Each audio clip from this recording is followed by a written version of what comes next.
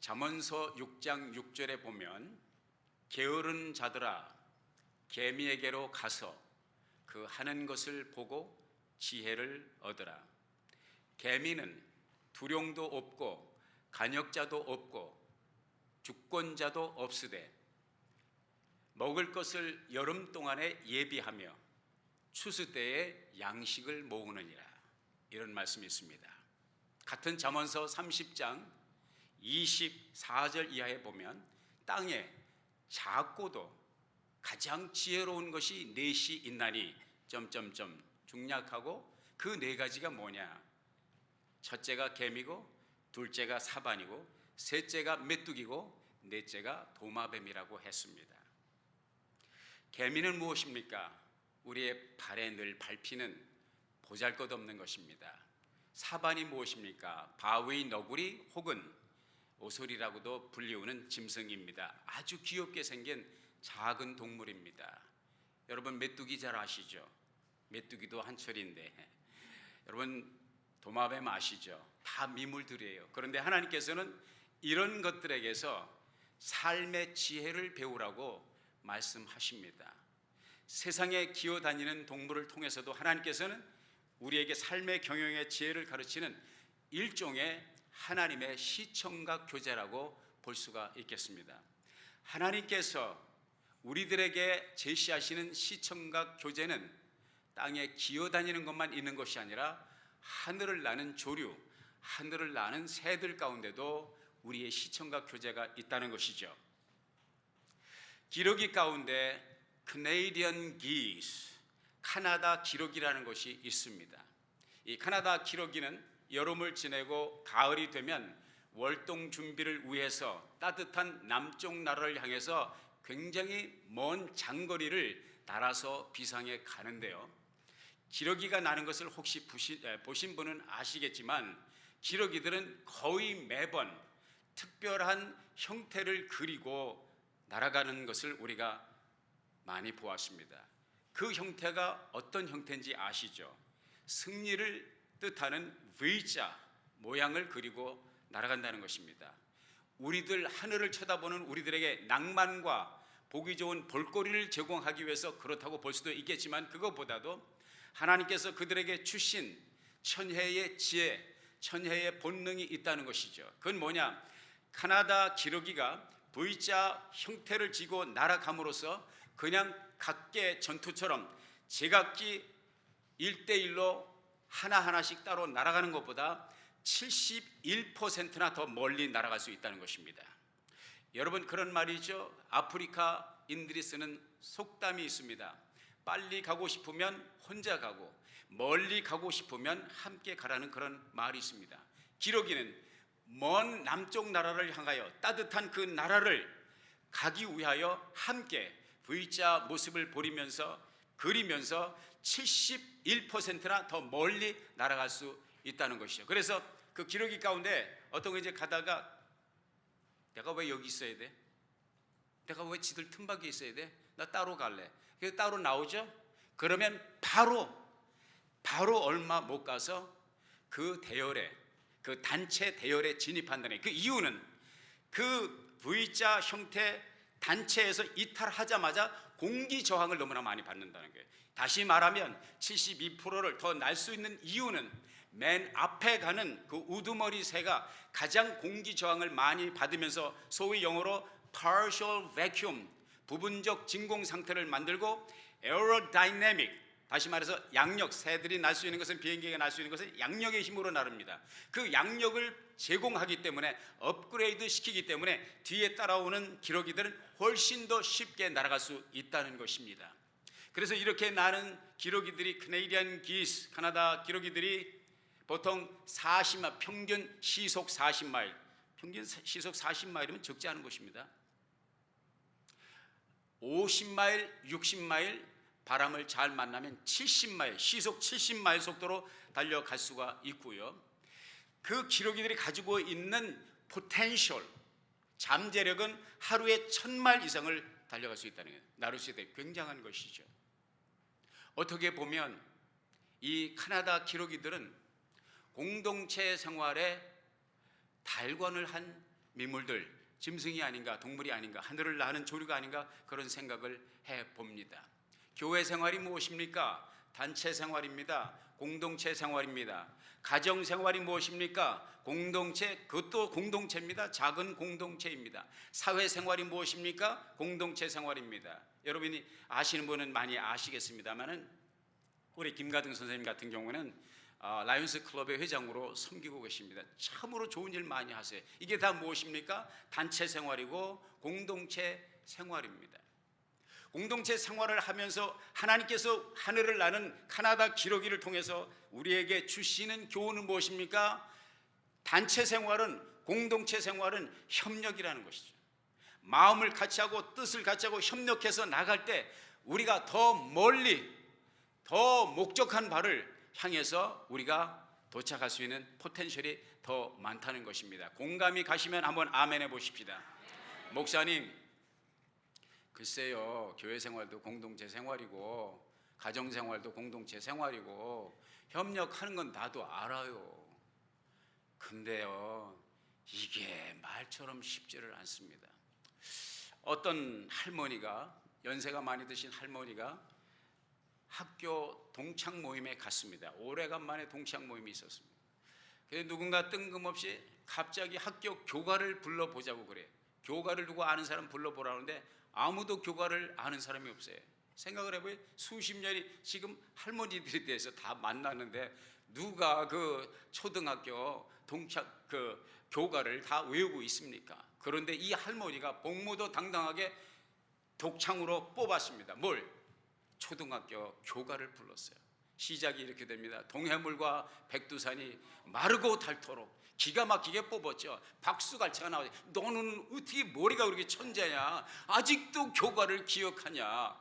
이게 너무 할머니가 의기양양해서 집으로 돌아오면서 빨리 집에 도착하기를 바랐고 집에 오자마자 영감님에게 자랑을 합니다. 여보 여보 여보 여보, 아무도 글쎄 그것들이 말이야 우리 동창들이 교가를 아는 것들이 없어. 내가 어쩔 수 없이 독창을 뽑아서 박수갈채 받았지.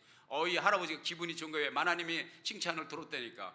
그러면 그거 진짜 당신 교가를, 초등학교 교가를 기억하십니까? 그럼 기억하지. 그거 한번 불러봐.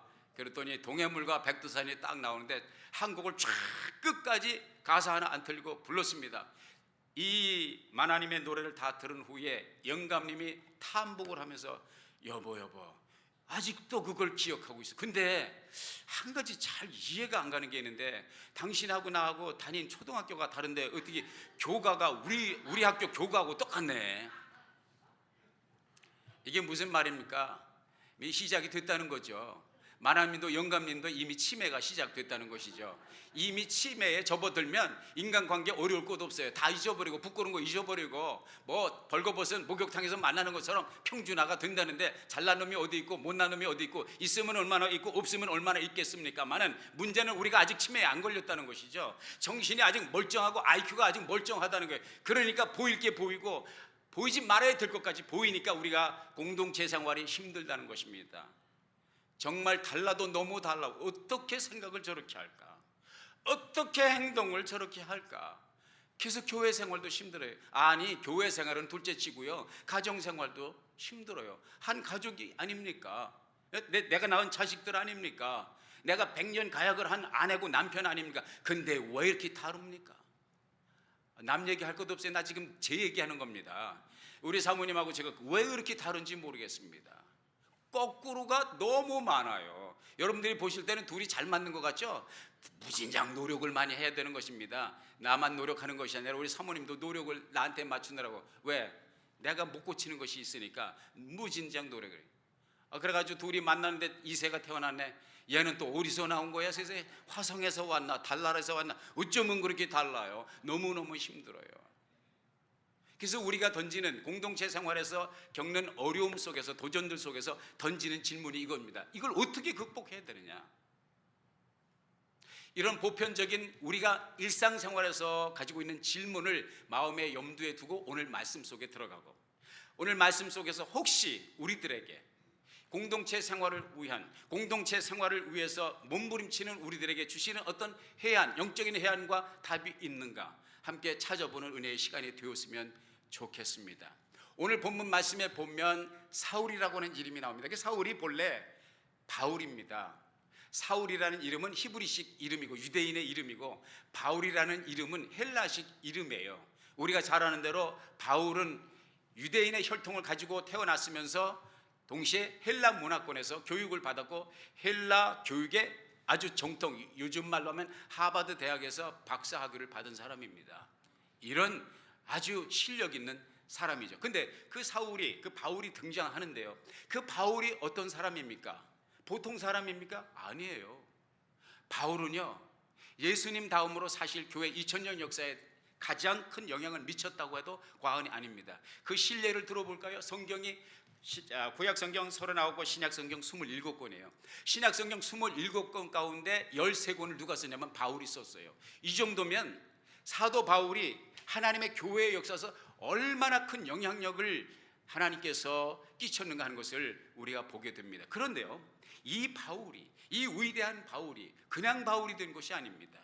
누구 한 사람? 바나바라고 하는 한 사람이 있어서 그 바울, 그 죄 많은 예수 믿는 사람을 핍박하던 아주 악독한 핍박자, 바울이 회심되었을 때도, 회심하여서 은혜를 받았을 때도 예루살렘 교회가 사도들이 아무도 바리케이드를 치고 문을 열어주지 않았어요. 교회에 들어갈 수가 없었어요. 왜? 다 박해하는 사람, 예수 믿는 사람 잡아다 옥에 가두고, 예수 믿는 사람 블랙리스트 받아다가 죽이는데 처형시키고, 이런 일들을 바울이 했던 것을 잘 아는 교회가 사실은 색안경을 끼고 바울을 바라보았죠.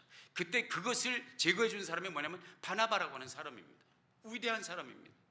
그 바나바가 있었기 때문에 바울이 탄생될 수가 있었습니다. 그런데 그 바나바가 바울을 이제 예루살렘 교회에 접목시킬 뿐만 아니라 그가 한 또 큰 획기적인 일이 있었습니다. 그건 뭐냐면, 안디옥에서, 바나바가 안디옥에서 미리 가서 목회 사역을 할 때 굉장히 많은 무리가 바나바의 탁월한 리더십에 모여들고 하나님의 말씀을 배우고 있었습니다. 엄청나게 폭발적인 교회 성장이 있었을 때 바나바가 이거 내가 혼자 하기는 힘들다. 그래서 동역자를 찾다가 다소에 있는 사울, 소위 말하면 바울을 데려다가 함께 공동 사역을 하자 해서 이제 안디옥으로 데리고 왔습니다. 그 안디옥 교회에서 바울이 사역을 한 거예요. 사역을 배운 거예요. 목회 사역에 목회 실습을 한 거예요. 거기서 목회 비전을 보았고, 거기서 선교 비전을 본 것입니다. 이 안디옥 교회가 바로 바나바와 그 사울, 바나바와 바울을 선교사로 해외 선교, 세계 선교를 위해서 파송했던 것입니다.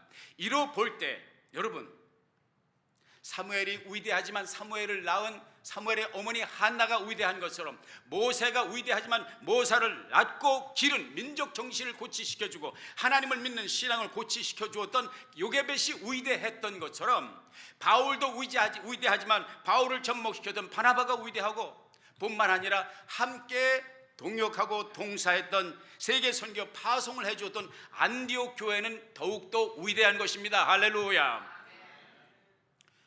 우리 아름다운 교회가 이와 같이 위대한 하나님의 사람들, 하나님의 선교사도 파송하는 은혜가 있기를 예수의 이름으로 축원합니다.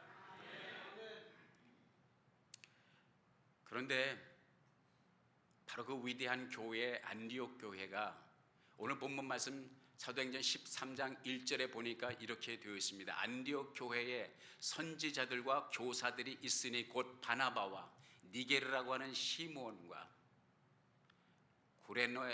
구레네 사람 루기오와 분봉왕 헤롯의 젖동생 마나엔과 및 사울이라. 요 5사람을 대표적으로, 물론 안디옥 교회는 수많은 성도들이 있었겠지만 이 5사람, 이 리더십, 이 영향력 있는 5사람을 본문 속에서 이야기해 주고 있습니다. 그런데 희한한 것은 그 5사람이 어쩌면 그렇게 달라도 그렇게 다릅니까? 바나바는 유대인입니다. 레위 족속의 사람이니까 유대인입니다. 그들은 구브로 섬 출신이에요. 그 다음에 시몬이라고 있었죠. 니게르라고 하는 시몬. 니게르가 뭡니까? 니게르, 헬라어 성경이 니게르로 되어 있는데 라틴어는 니그로로 번역이 됩니다. 우리가 말하는 니그로, 흑인들을 가리키는 그 단어가 바로 니그로인데, 본래 그렇게 비하하는 표현이 아니죠. 왜 성경에도 그렇게 나왔어요? 흑인, 시몬이 있어요. 무슨 말입니까? 시몬은 흑인이었다. 그러면 바나바는 흑인이었죠? 아니죠. 유대인이었죠. 그 다음에 또 누가 등장합니까? 이제 루기오라는 사람이 있죠.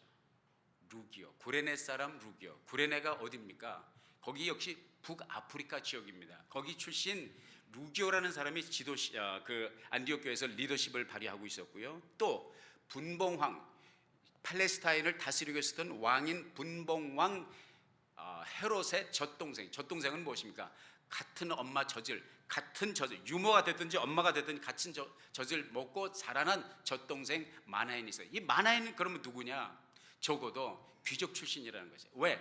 왕궁에서 헤롯 왕국의, 헤롯은 유대인이 아닙니다. 이방 사람인데 헤롯이 왕궁에서 자랄 때 같은 젖을 먹고 살았다. 다시 말해서 마나엔은 귀족 출신의 사람입니다. 그리고 및 사울이랑 사도 바울을 가리키죠. 그러면 이 다섯 명의 출신 지역과 출신 성분을 볼 때, 그 민족 혈통을 볼 때 같습니까? 전혀 다른 이 안디옥 교회의 리더십을 짓고 있는 다섯 사람이 달라도 너무 다른 이 다섯 사람이 안디옥 교회에서 사역을 하면서 그 안디옥 교회 리더들뿐만 아니라 교인들이 다 그러겠죠. 온 세계에서 모여든 각종 다른 문화권에서 모여든 사람이 안디옥 교회를 형성하고 있을 것이 아닙니까? 여기 다섯 명은 대표일 뿐이죠. 어떻게 바울과 바나바를 세계 선교에 파송을 하고 하나님의 사도행전 1장 8절에서 너희가 예루살렘을 떠나지 말고 아버지께서 약속하신 것을 기다리라. 오직 성령이 너에게 임하시면 너희가 권능을 받고 먼저 어디와? 예루살렘과 둘째 유다와 사마리아와 셋째 땅 끝까지 이르러. 이제 사도행전에서 우리가 공부를 하면서 예루살렘부터 시작된 교회의 역사가 땅 끝까지 가는 것을 지금 보고 있는데 그 새로운 스테이지가 13장부터 열리는데 그 교회의 역사에 있어서 커다란 장의 변화인 안디옥 교회의 선교사 파송은 교회 역사의 획기적인 엄청난 사건입니다.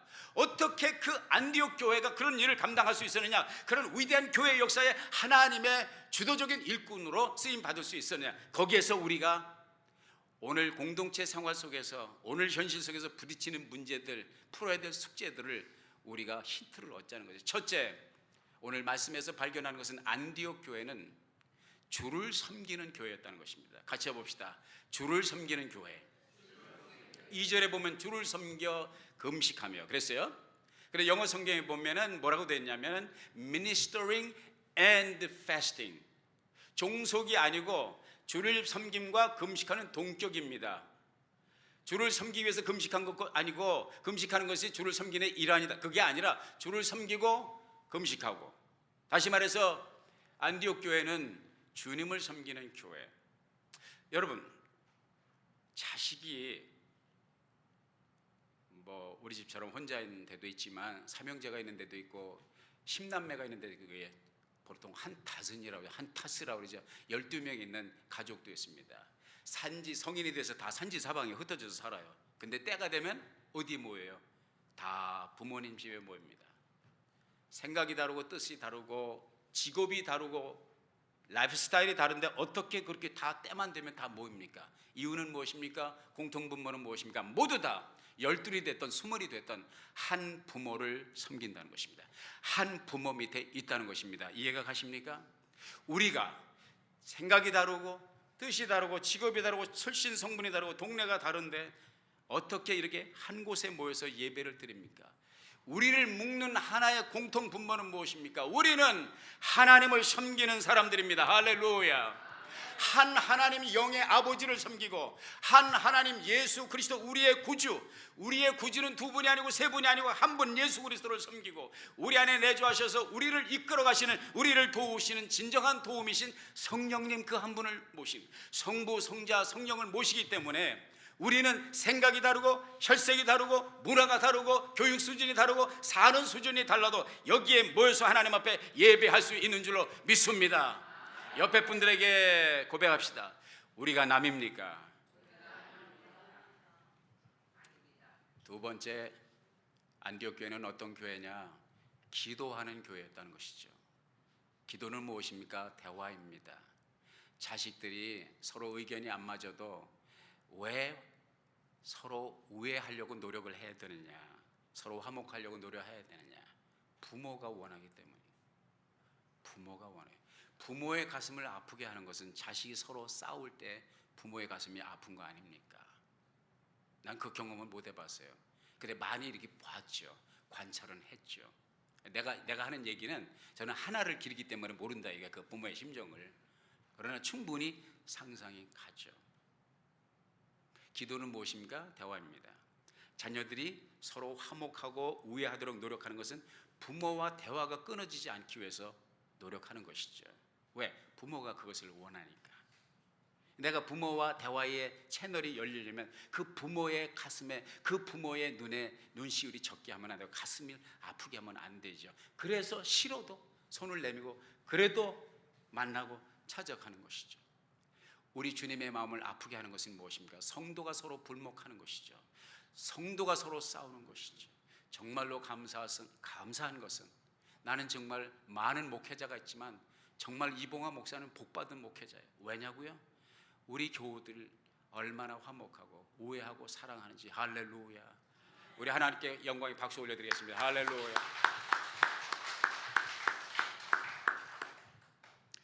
우리 하나님 앞에 기도하기 때문에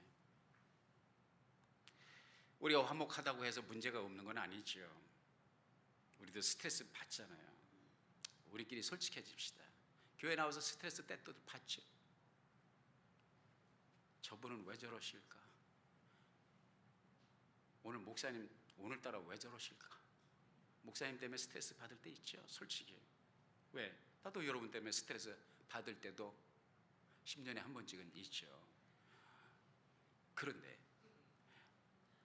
이것을 극복하는 파워가 무엇입니까? 기도입니다. 할렐루야. 안 맞아도, 내 기대치에 안 맞아도, 그리고 그냥 다 놓고 싶어도 끝까지 갈 수 있는 파워는 뭡니까? 기도입니다. 오늘 집을 나서기 전 기도했나요? 오늘 받을 은총 위해 기도했나요? 기도는 우리의 안식, 빛으로 인도하니 앞이 캄캄할 때 기도 잊지 마시오. 목사님들 만나면 다 천사처럼 지낼 것 같으죠? 목사님들끼리도 싸워요. 목사님들끼리 그리고 이렇게 한다는 것이 아니라 언성을 높일 수도 있고 서로 불편한 심기를 드러낼 수도 있죠. 저도 그런 거 경험했거든요. 그런데 그런 것들을 극복할 수 있는 것은 뭐냐? 기도입니다. 나는 참 하나님의 은혜를, 내가 하나님 앞에 겸손히 너무 힘들고 저분 왜 저러실까? 너무 억울하고 너무 답답할 때 어떻게 가서 멱살 잡을 수 있어요? 그럴 수 없죠. 하나님 영광 가리니까. 그는 하나님 앞에 엎드리죠. 하나님 앞에 엎드려요. 하나님의 위로 가요. 그러니까 여러분 살면서 신앙생활하면서 어렵고 힘들고 스트레스 받을 때 그때가 은혜 받는 기회입니다. 그때 내가 엎드렸기 때문에 하나님의 성령이 내게 어떻게 임하는지, 하나님의 성령이 나를 어떻게 만져주는지, 하나님이 나를 어떻게 높여주는지를 체험할 수가 있었다니까요. 해보시라니까요. 스트레스 받는 현장에 가라는 얘기가 아니라 혹시 10년 후에 스트레스 받는 일이 생기거든, 이 말씀을 생각하시고 주님 앞에 엎드려 기도하는 여러분 되기를 주의 이름으로 축복합니다. 기도하는 가정은 화목할 수 있습니다. 기도하는 가정은 스트레스를 해소할 수 있습니다. 기도하는 교회는 어떤 문제도 극복할 수가 있습니다. 안디옥 교회가 그 큰 사명을 이룰 수 있었던 것은 기도하는 교회였기 때문이죠. 할렐루야. 마지막으로 세 번째, 안디옥 교회는 어떤 교회느냐? 선교하는 교회였습니다. 같이 해봅시다. 선교하는 교회.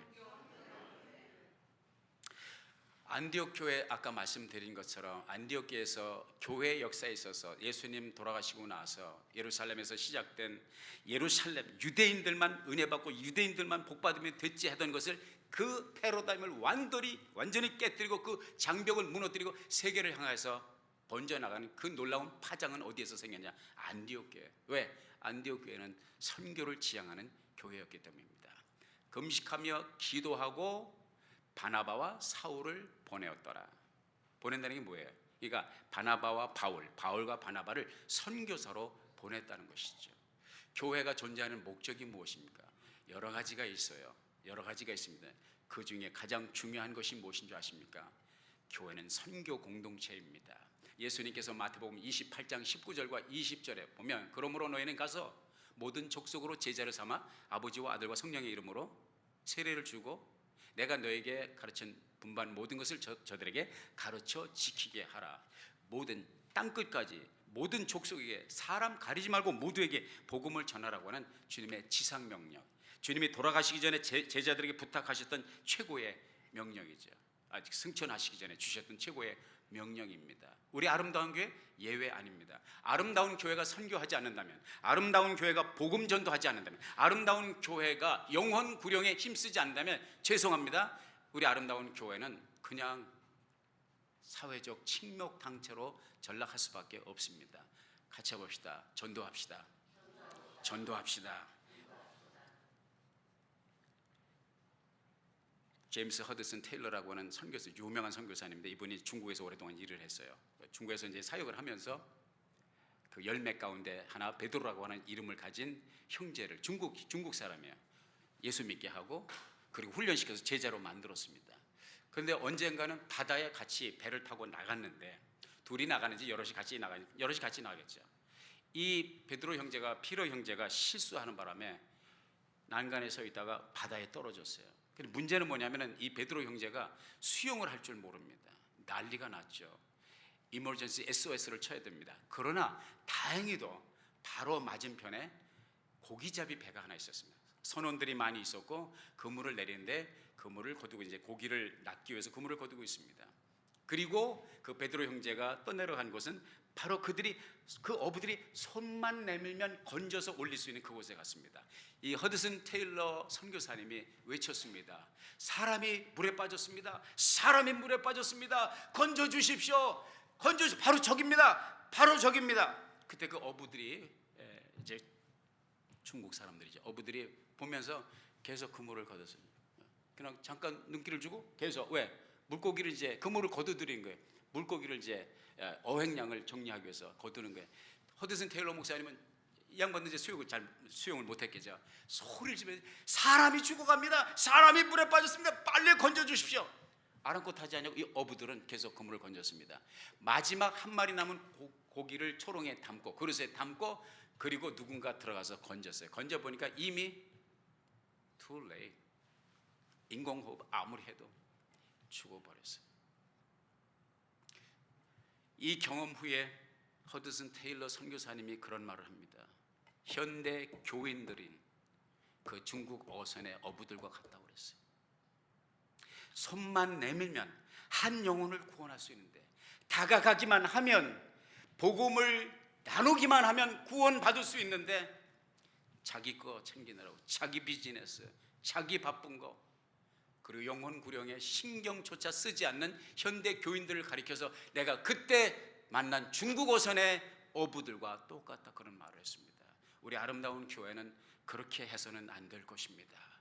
물에 빠져 죽어가는 사람을 보면 뛰어들어 손을 내밀어 건져야 되듯이 우리가 죽어가는 영혼, 멸망길로 향하여 가는 그 영혼을 불쌍히 여기고 그들을 바라보는 시선 자체가 바뀌어야 될 줄로 믿습니다. 우리가 매일같이 마켓에 갑니다. 주유소에 갑니다. 백화점에도 갑니다. 은행에도 갑니다. 여러 가지 상황 속에서 매일 부딪히는 스치는 많은 사람들은 여러분은 어떤 시각으로 바라보십니까? 허드슨 테일러가 말했던 것처럼 내가 오늘 만나는 이 마켓 안에서 만나는 사람 가운데 여기 나와 함께 은행 업무를 보는 사람 가운데 믿는 사람은 얼마나 될까? 예수를 모르는 사람은 얼마나 될까? 이런 질문도 한번 던져보고 저 사람은 구원을 받은 사람인가 아니면 멸망길로 향하여 가는 사람인가 질문을 던질 수 있는 패러다임의 변화가 있으시기를 예수의 이름으로 도전합니다.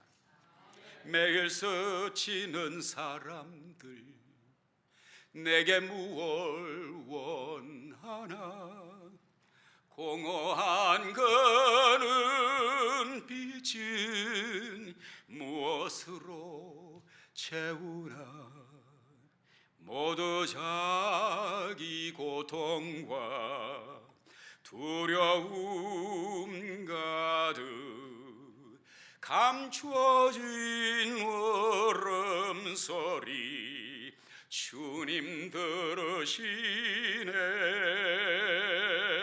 그들은 모두 주가 필요해.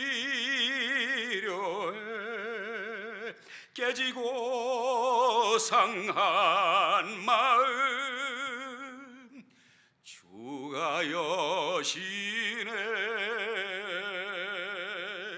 그들은 모두 주가 필요해. 모두 알게 되리 사랑의 주님. People need the Lord. People need the Lord at the end of broken dreams. 꿈이 깨어지고 바라던 소망이 수장될 때, 어두운 터널을 지나는 인생들, at the end of broken dreams, 깨어진 그 꿈의 끝에서 people need the Lord, 소리 없는 울음으로 어쩌면 나를 구원해 달라고 여러분을 바라보는 시선이 느껴질 수 있기를 주의 이름으로 부탁드립니다. 이제 7월이 되었습니다. 7월 하순을 향해서 갑니다. 얼마 후면 크리스마스가 다가오겠죠. 그냥 또 지나가는 한 해가 아니라 내가 후반기를 깊숙이 접어 들어가는 여러분에게 도전을 드립니다. 주님, 저를 사용하여 주옵소서. 내게 죽어가는 영혼을 볼 수 있는 주님의 마음을 주옵소서. 죽어가는 영혼을 매정하게 외면하지 않고 손을 내밀 수 있는 은혜와 감동을 내게 주옵소서. 앞으로 여러분들이 무슨 일 하지 스쳐가는 사람들을 그런 시선으로 보고, 오늘 여러분들이 특별히 구체적으로 도전드리고 싶은 것은, 하나님, 나를 통해서 내가 아니면 복음을 듣지 못할, 내가 아니면 주님 앞으로 인도하지 못할 그 사람이 누굽니까? 그 사람을 위해서 기도하겠습니다. 한 사람이도 좋고 두 사람이라도 좋고, 제가 바라는 것은 3사람 정도, 여러분이 그들의 영혼을 위해서, 구원을 위해서 기도할 사람을 찾을 수 있기를 주의 이름으로 도전드립니다. 이렇게 스쳐가는 사람들과 인연을 맺고 또 헤어지면서 한 해가 지나고 다시 한 해가 지나고 결국은 우리는 요단 강변에 설 것입니다. 그리고 우리의 시신을 담을 관을 준비하고 묘자리를 준비할 것입니다. 여러분 가운데 이미 준비하신 분들이 많이 있습니다.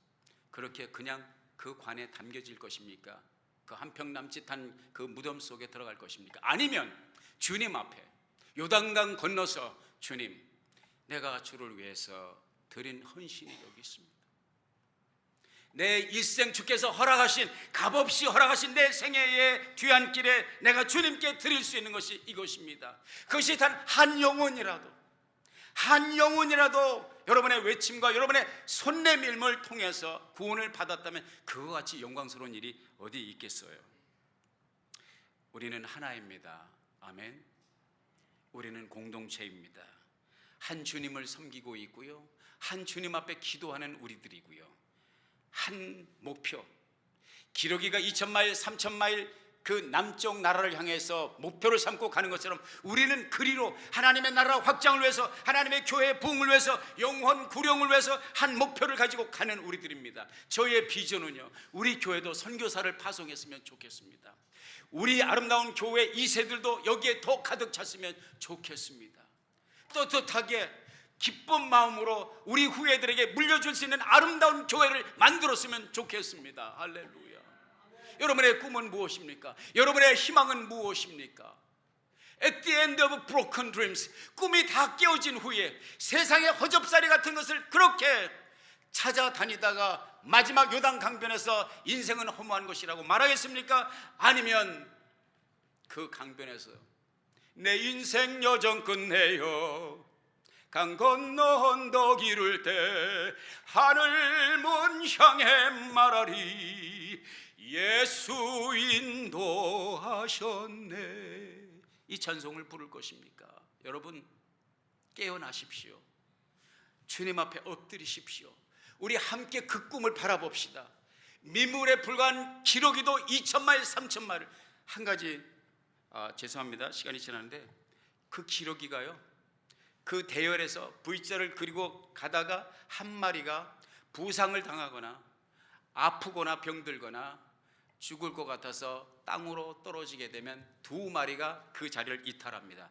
같이 육지에 내려갑니다. 그 한 마리를 위해서, 그 한 마리를 위해서 그 한 마리가 기력을 회복할 때까지, 아픈 것이 회복될 때까지, 아니면 가망이 없으면 마지막 그 숨을 거두는 순간까지 기다려준다. 두 마리가. 그리고 나서 회복되었으면 함께 날아서 먼저 날아가던 그 V자를 찾아가든지, 너무 멀리 떨어져 있으면 뒤에 다시 오는 그 V자에 조인을 해서 남쪽 나라를 향하여 간다는 것입니다. 더 재미있는 것은 기러기는, 그 캐네디언 기스는 암컷 수컷이 한 번 짝을 지으면 평생 죽을 때까지 떨어지지 않는다는 거예요. 우리 아름다운 교회에서 만난 것은 우연이 아닙니다. 아멘. 아멘이 조금 에너지가 너무 배고프시가. 우리의 만남은 우연이 아닙니다. 할렐루야. 이렇게 진작 나오셔야지. 우리 함께 한 방향으로 날아가는, 한 비전을 꿈꾸는 우리들, 기러기처럼 힘차게 서로 붙들고 서로 위로하고 끌어주고 밀어주며 주님의 그 목적지, 축복의 땅을 밟을 수 있는 저와 여러분이 될 수 있기를 주의 이름으로 축원합니다. 기도하겠습니다. 존귀하신 아버지, 주신 말씀 육비아로 새기고 공동체 삶에 하나님의 영광을 위한 진실된 길을 걸어가게 하시사 승리의 날을 경험케 하여 주옵소서. 예수님의 이름으로 기도하옵나이다. 아멘.